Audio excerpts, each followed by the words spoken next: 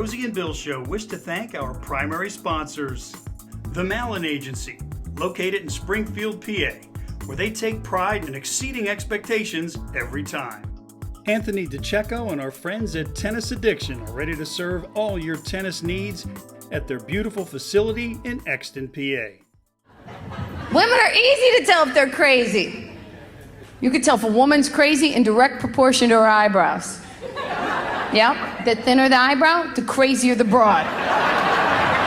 My mother-in-law shaves hers off and draws them back on, and she's Planet Bananas, okay?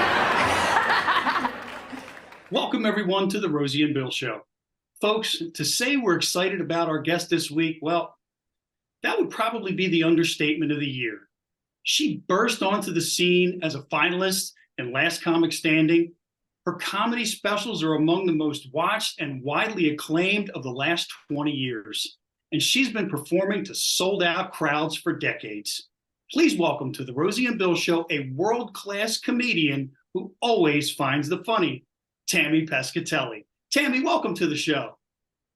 Thank you so much. Thanks for having me. Wow, I didn't realize I'm that accomplished. I should quit at this point. Get out while you're ahead. Yes. Tammy, you and I both grew up in Italian households. Yes. Could there be a better breeding ground for a stand-up comedian than that? Well, I have to tell you too, like, people don't understand. Italian households don't necessarily grow up with laughter. It's all misery. Everything's miserable. They're all miserable. Don't say this because you can't give too many compliments because someone's going to make the maloik and you got to make the sign of the cross because God forbid and who's you ski. But what's funny is when we would get together for all of those things, all of those bad things, all of the good things, all of the family dynamics, then you just see the characters emerge. And if you have the right eye for it, it's a lot of fun. That's true. There you do have to be an observer and pay attention. Were your parents yellers? Like, because it seems to me that a lot of Italian families seem to talk just a notch above everyone else. So Yeah, yellers. Like I mean, completely. They're all yellers. As a matter of fact, I'll never forget when I moved into this small town with my husband, who, I'm 100% Sicilian. He's first generation Italian from Brooklyn. We were like talking and we're in a small little town in Pennsylvania. Someone called the police on us and we were like, hey, this is just how we talk. Like, we're just loud.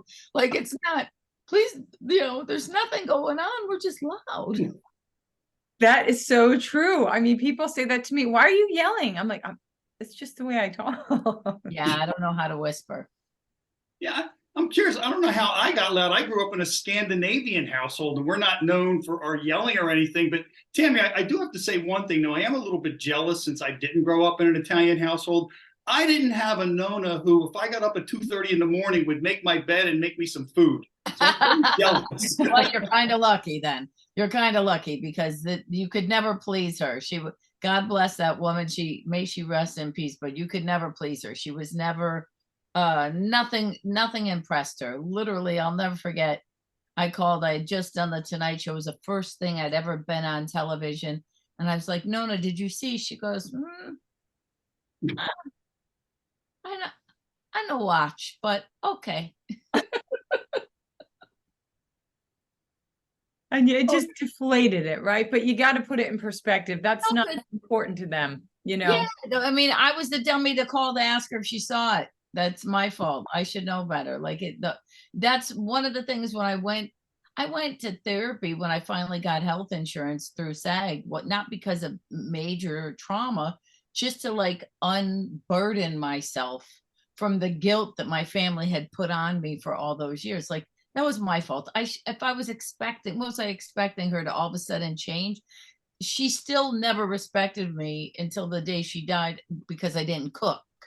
You know what I mean? It's not, she loved me, but she didn't understand a woman who didn't get married at 18 years old, have babies and cook, When did you discover that you had a knack for making people laugh?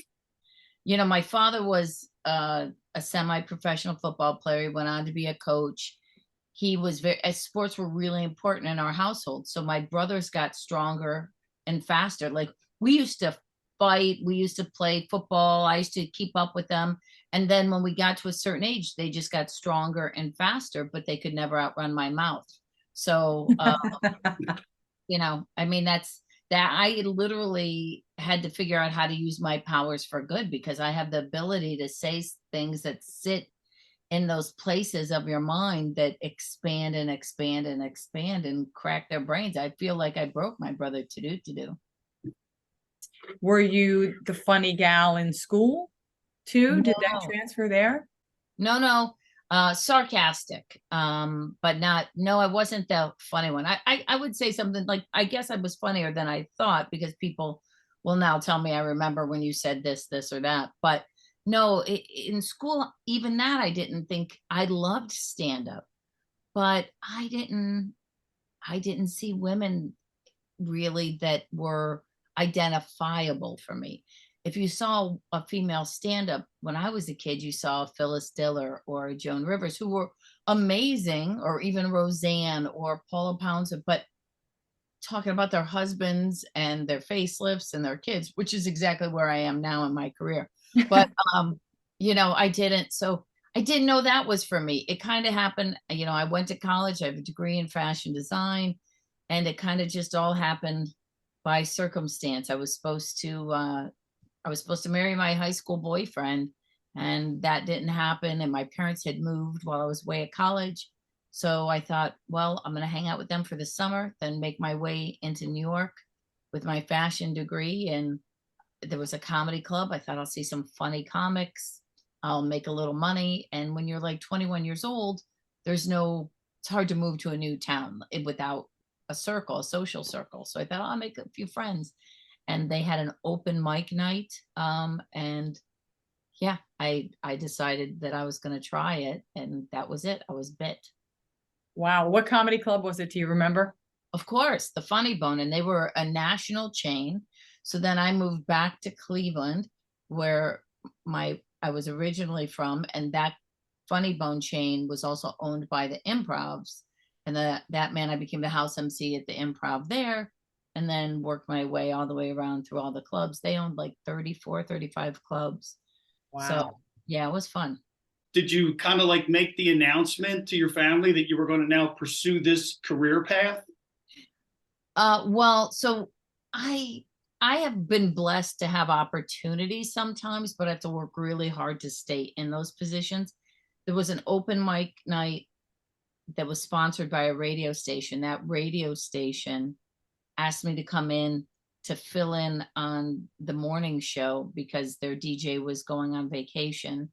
Like within 3 weeks of me doing an open mic, within a month from then, I became part of the show. Then it became my show within a year.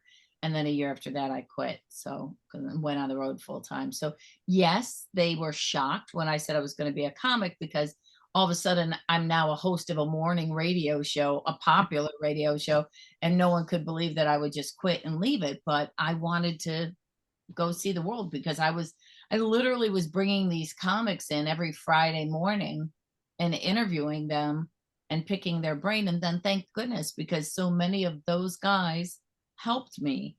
Well, you must have really done well at your open mic for them to invite you after 3 weeks onto a morning radio show. That's pretty impressive.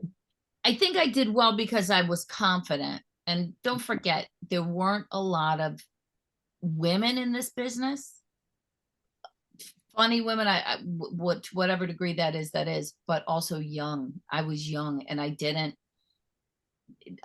look like what they thought a female comic was supposed to look like, even though I tried very hard. I tried to bush my hair out and put a vest on, and I tried to look as much like Elaine from Seinfeld as possible.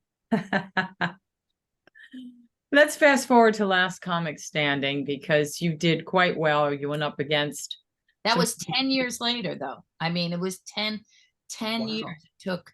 I was not fast. It was not overnight. I worked every step of the way, staying in condos, which is now the inspiration for my new podcast, The Cop and the Comedian. a true friendship crime podcast because I do it with my friend Laura, who also became a cop. And that in between, in those 10 years, I'm staying in these condos with these guys that I don't even know, which condos are just apartments. And one of them was Vince Champ, Star Search winner and serial rapist. So there was a lot for me to have to deal with as a young girl to get to there. Before I ever stepped foot on anybody's television, I had to go through an awful lot. Wow, that's crazy. A serial rapist.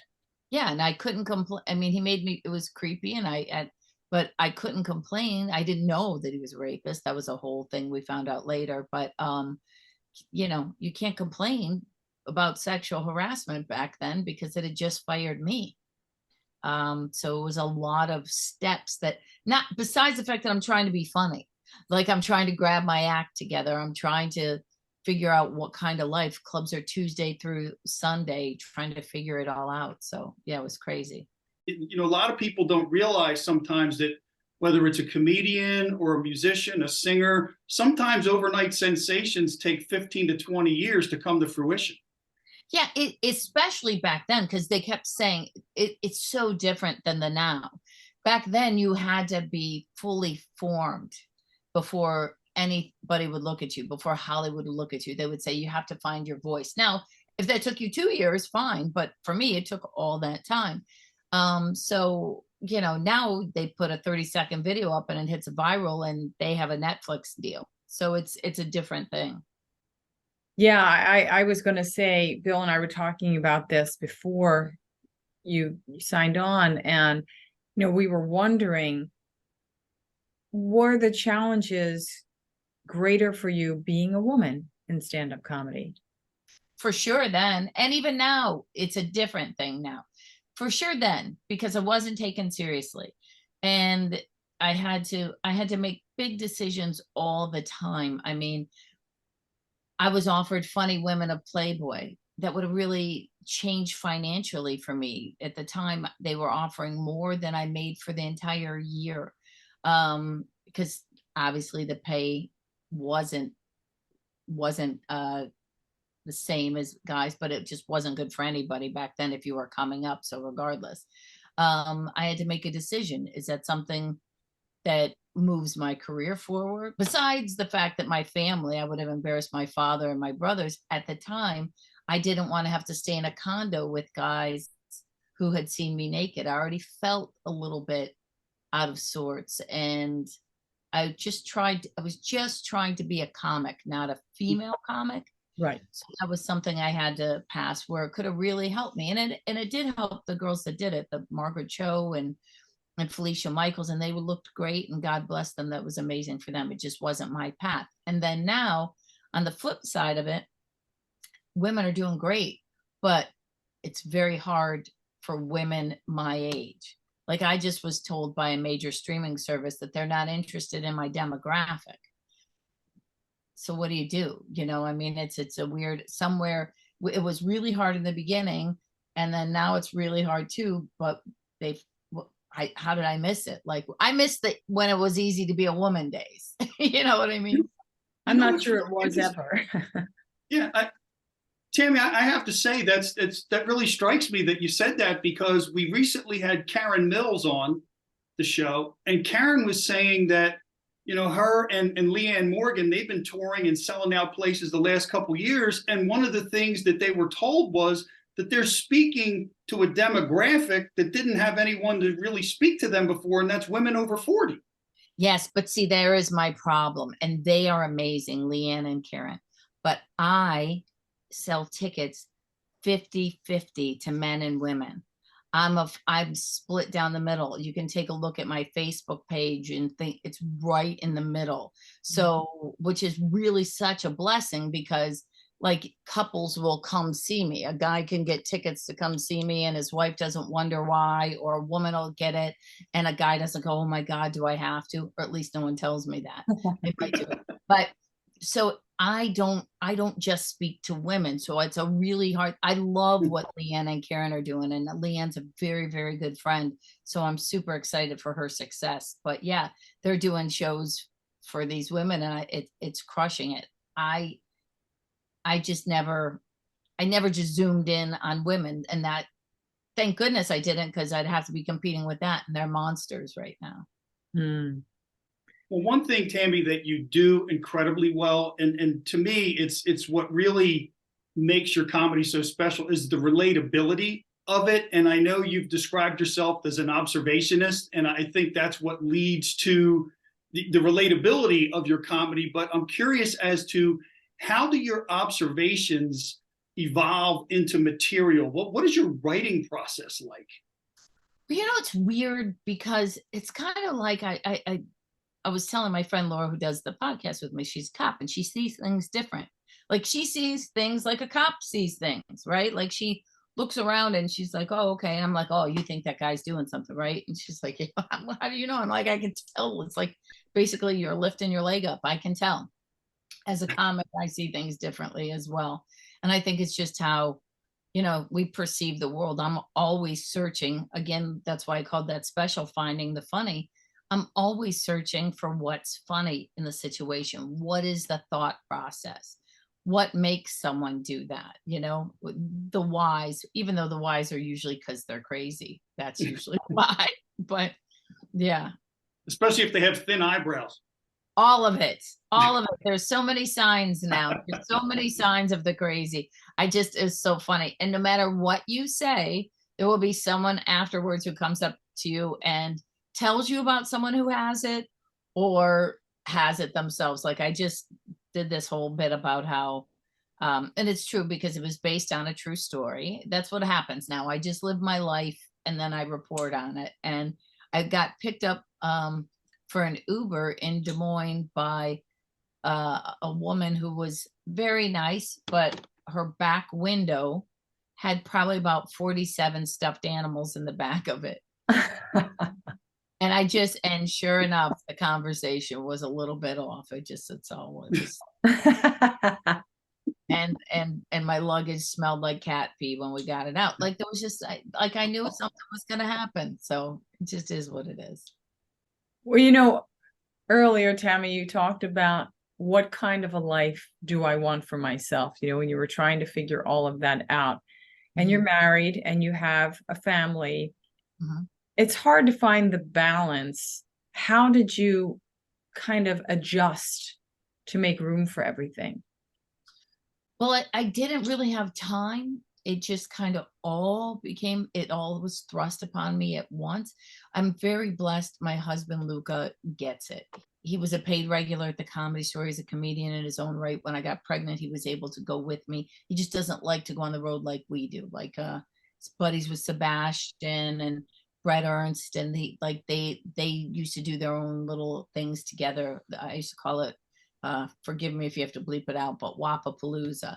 But they, he gets it. He was an actor. He got cast a lot, and so he gets this. That helped. But we found each other. I was 35 when we started dating, and I think that was the good part, is that I was fully formed and functional. I don't think I was a good partner to anybody prior to that. I had a little bit of success. I had a little bit of therapy. Health insurance makes a big difference. And also dental. And then, we were together for a couple of years, and then we got pregnant. And even though we were already engaged, that kind of shook the dynamic a little bit. We didn't know exactly what was going to happen. And I just said, this kid didn't ask for this. Like, it's bad enough that his mother's going to have to travel to take care of us. I can't have him in LA where I have to be worried about, if I don't speak the same language as someone, unfortunately, I have to learn in every language how to say, if you hurt my kid, I'll kill you. And that's, so, I had to take him and keep him safe. I know that Luca inspires some of your comedy. Does he ever get involved in the writing process with you? Oh, well, he tried. No, yes. And no. He'll say, you should say this. And I'm like, yeah, no, I'm not going to say that because it doesn't make sense. But, he really does get it. He was one of Mitzi Shore's favorite comics. at the store. So it's funny. I had made a pact that I would never date a comic because I didn't want anybody to think that's why I got ahead. And I didn't meet him at the comedy store, although I knew his name from there. I met him through this random group of girls that lived in my apartment building. It was just a very bizarre, it's what keeps you together when you have two separate groups of friends trying to set you up in a city of 10 million people. When things are tough, you have to remember those kind of things, you know. But yes, he is the subject of a lot of my material. And people say to me, well, how come you talk about him so much? And I'm like, because if he wants me to not talk about him, then he can pay for our mortgage. You know, like I will shut up. You can pay me to shut up. Well, that seems totally reasonable to me. Now, Tammy, I had one last question with regard to the writing in your material. And because of the amount of time that you've been doing this, have you had to make any changes at all to how you write or the material that you write because of the way the world's kind of changed, especially over the last few years? Well, sure, but I think those changes were instinctual in me as a person, you know, because you don't say certain things, you know. I mean, you know, I might call him the hot kid from the slow class, but you know, in the old days there were different words and things that we would say. I mean, I never said any inflammatory racial words. That's never been in my vocabulary, so that would never have to change. There's never been anything. It's just not who I am. I've always been an ally and an advocate person, so that didn't have to change. Sensitivity levels on something, sure, because I'm not in the business of hurting people. I want to make people laugh. But then also, no, because I'm not changing who I am because I know my intent. I know I'm not writing it with an evil heart. I know I'm only writing it to make someone laugh. So if that's what you interpret, which is very funny because I do this whole joke in my act now that you'll see if you come to the show in January, and it's not been in any specials yet. So it'll be in the next special that we film, but that kind of explains. I'll do this joke. I don't know exactly how I can tell you this, but I do a joke and I immediately pause and go, this is why the reaction is like it is. And I separate it because people put their lives into our jokes now. So instead of just hearing a comic tell a joke, nobody ever tried to go, oh, I can relate to Don Rickles or this or that. They try to stick their lives because of social media. They're sticking themselves into our jokes. So they feel offended or they feel protected or they feel, oh yeah, you got it. And really, you're just supposed to sit back and let me tell you about my crazy life, right? Like you weren't there when it actually happened. So you really don't have a role in this other than to just laugh or not. So. Well, not only that, Tammy, but you also, in some of your routines, you kind of provide like public service announcements, like, you know, 4 out of 5 women don't want to see pictures of a male body part. You know, you help people identify the crazy. I mean, those are valuable services you're providing to your audience. I forgot all about that. That's from Finding the Funny. That's not Way After School special. Yeah. No, yeah, thank you. I don't know. Look, I mean, I have a fountain of advice. What do you want? We're in the whole thing right now where, listen, I know that the world doesn't slut shame. I get that. But we still slut shame in this house. I have a 15-year-old son. Don't bring me a girl in a bikini top and booty shorts first time she meets me. Okay. I'll put a poncho on her. Sorry. That's how it works. I'm not changing. There's some things that it's there for a reason. It's about who respects themselves. And don't tell me it's fashion because I spent 4 years in the fashion design school and it took me 27 years basically to pay it off. Right. Tammy, quick, before we close the show, what's the craziest thing that happened to you on stage? Well, I did have a woman way before all this other crazy stuff, got upset over something I said. She wasn't paying attention. And then I went to talk to her and she was on her phone, and this was in Jacksonville, Florida. And it was in 2010. And she not only threw her wine on me, but threw the whole glass, and it bounced off because she was right in the front, and it bounced off and cracked and cut me. And I was there like Carrie with red wine. And speaking of USO tours, There was a whole group of Marines that came at her. And there was another group of young women that I'd made friends with on the stage. They were all coming to get this woman. I had to save her. And then when the cops came, because she didn't want to leave, they blamed me. They said, "What did you say to her?" And it became a huge, huge talking point on, from Howard Stern to The View to everything. And so, yeah, comics have been getting attacked long before Will Smith decided to jump on stage. Wow, that's insane. Yeah. I like that the Marines came to your defense, though. That's good. It was awesome. It was that was nice to hear. And it was once we got it figured out, but it was really funny. It let me know that I'm really just up there on my own. So from that point on, like, I think every step of the way, when I found out that one of the comics I'm staying in a condo with is a serial rapist, then I became more aware of my physical person and watched myself more, right? Watched my steps. When you guys listen to all these crime podcasts and stuff, you wonder how anybody made it through. Well, I was the person who was, getting her gas and not paying for it at 2:00 in the morning. So when I went to the restroom, they would watch me thinking that I was trying to skip out on paying gas, when really I just want to make sure I wasn't kidnapped. And then, when that happens, when I'm on stage and someone's violent like that, you realize that you gotta always have exit strategies. And maybe we just need to call this straight out. Like after the Will Smith thing, I just started saying, listen, if you want to run up on stage, I would love to hit someone for free. Like life is not exactly turned out the way I thought. Like, so let's just go. You want to go? Come on, like, but be ready, because I'm old and I'm determined.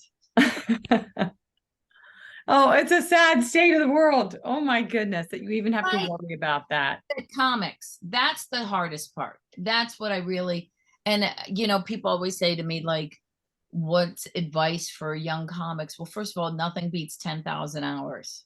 You got to get on stage and you have to do it, because I've seen these huge internet superstars who, I think there's room for everybody. A lot of people have a lot of angst and a lot of anger or jealousy towards them that are in my business. I don't. I think that they're great about, they'll give the venue money, they'll give the wait staff money, they'll give everybody, they'll keep it in business.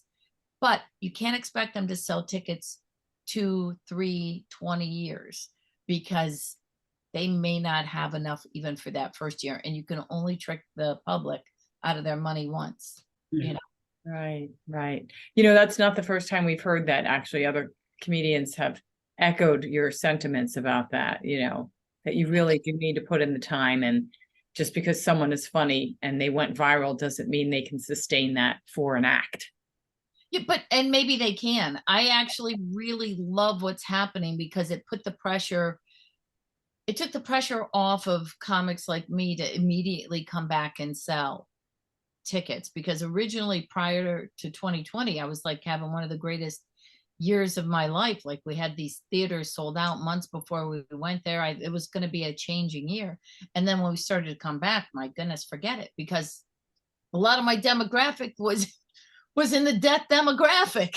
Like, we didn't want to go out. Like, you don't want to leave the house. Right.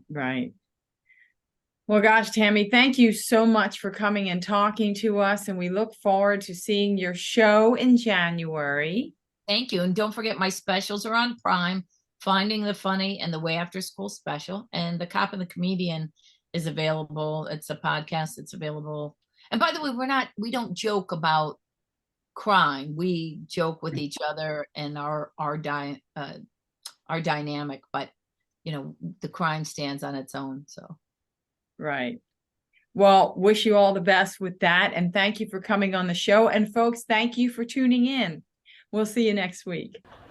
It's a different time. If you had that station wagon, it was really the best as a kid, because your parents couldn't see you, so you could do whatever the hell you wanted. You would pretend to be kidnapped in the back seat. No one cared. You'd be in the back.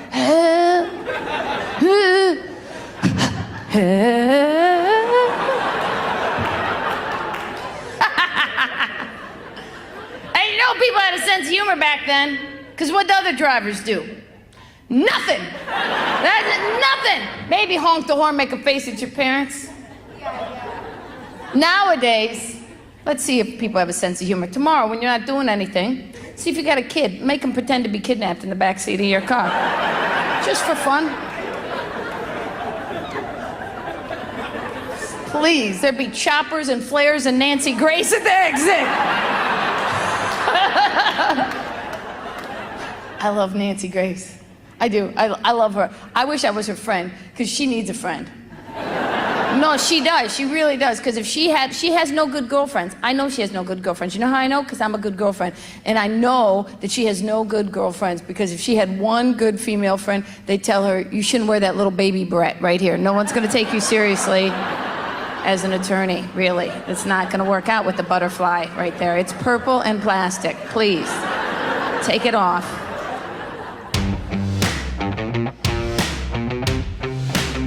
This week's episode has been brought to you by Doherty & Company Insurance Services for all your business and personal insurance needs.